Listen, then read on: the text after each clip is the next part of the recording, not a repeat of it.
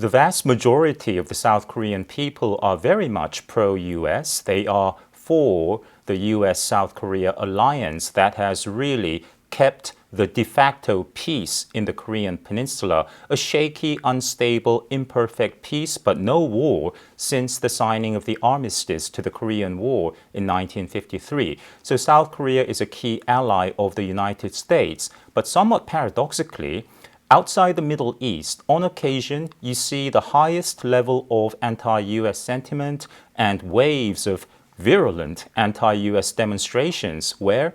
In South Korea. And this is a very complex matter that is the latent Korean inferiority complex vis-a-vis the United States.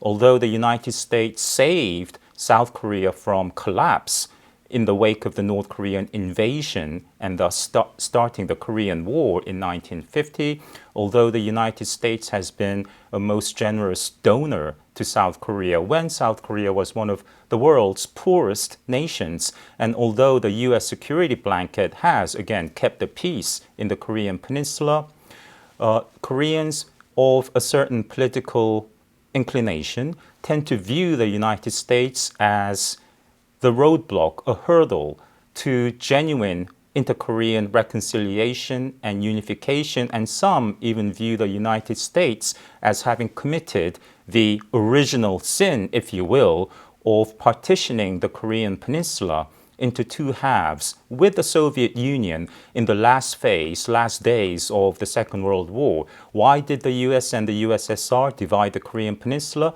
It was meant to be a temporary division of utilitarian purpose to facilitate the surrender of the Japanese troops dispersed throughout the Korean Peninsula.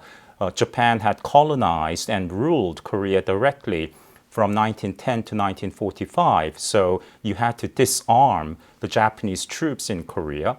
And it was for the sake of convenience. However, the division and the ongoing inter-Korean tensions have remained 7 decades later.